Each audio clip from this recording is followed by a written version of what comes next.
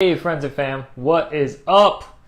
We wanted to talk to you guys today and really express some knowledge and share that with you on something that we've seen a lot of people suffering with. We've had a lot of clients that are actually dealing with this as well, and I wanted to show you guys two exercises that I use to help out in this regard, but I'm going to let Mikhail break it down a little bit. So today we're going to be talking about knee pain, but specifically for those who are about 50 and above.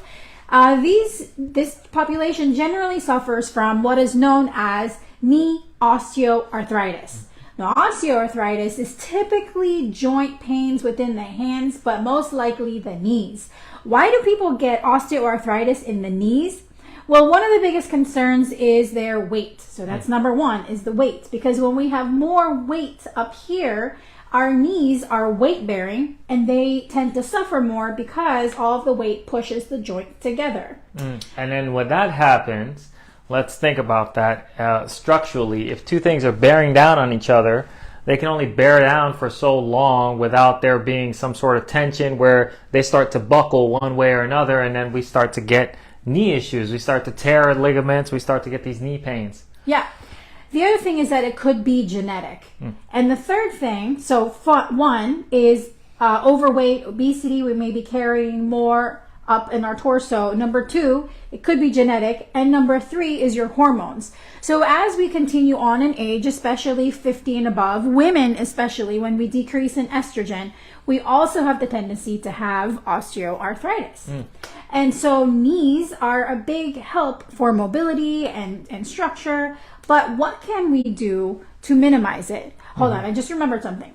What happens is with osteoarthritis, when you have your knee joint, so it looks like this, when you have your knees that are healthy, there's a lot of fluid in between your two bones. Synovial fluid. You have synovial fluid, you have cartilage in there, but because of all of the weight and because of the regular wear and tear, if you weren't taking care of your knees as you aged, that is exactly what Chris said. It tends to rub up against itself, and that's where a lot of inflammation occurs, and then that's when you fill up. That's why it becomes swollen, because when there's inflammation, then there's a lot of inflammatory markers that come around this area, and it induces more synovial, it induces more of the fluid buildup, more swelling in your knees, because it's trying to create that space. Yeah. And so what happens is, and I saw this with my own grandmother when she was still alive, she had osteoarthritis. She wouldn't walk. She would avoid walking because she thought that it was counterintuitive to her having osteoarthritis.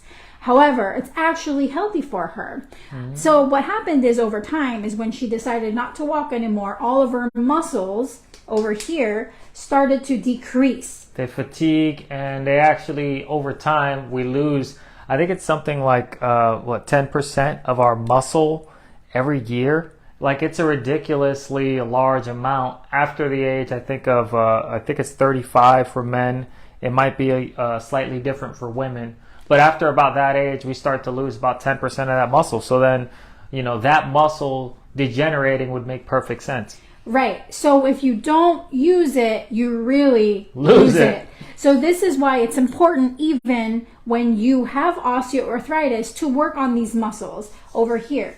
Now, when you start working on these muscles, it actually helps reduce inflammation. So think about it. If you're not using it and you're sitting down because you have the knee pain from osteoarthritis, then you're not allowing your body fluids to move. So more of that liquid would stay accumulated here.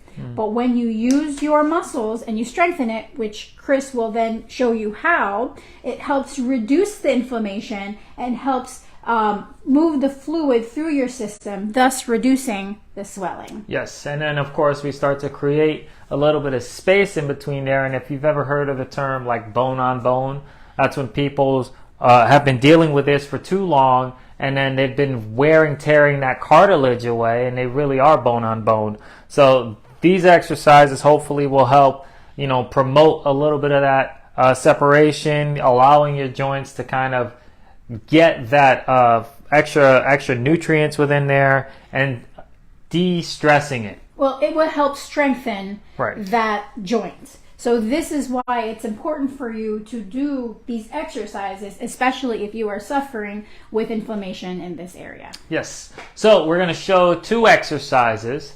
And the reason we're going to target this one particular muscle group, we're going to target for the knee, and it's the anterior tibialis. Now the anterior tibialis, if I can get that to slightly tilt, but the anterior tibialis, if you're looking at my right leg, it would go from here, right on the outside, down across my foot, and actually insert right around here. And it's responsible for 2 things. It's responsible for this inversion, and it's responsible for this dorsiflexion. Okay? So inversion, there it is. Inversion and dorsiflexion. So those are the things that we need to do in order to strengthen it. So for the first one we're going to do, we're going to simply stand up nice and tall, get a good enough space for you to be able to walk around in. And we're actually going to put all the weight we can, balance into our heels.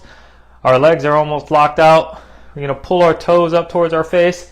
And all we're doing is walking on our heels. Like I said, this does require some balance, back and forth on our heels. And this, you'll notice probably around 20 seconds in, will really start to burn if this is a weak muscle group. So you want to continue to do so, back and forth for 20 to 45 seconds. You can build up, but start off easy. So that's the first one, my face. And we're going for repetition. So once again, we want to try and go for somewhere around 15 to 20 reps because it is a type 1 muscle. It requires a lot more reps to be stimulated. But those are the 2 exercises that we're going to recommend today for knee health and strength. And I hope that you go ahead and you incorporate them in your daily, and we can use those to strengthen up those knees and we can get some real exercise in.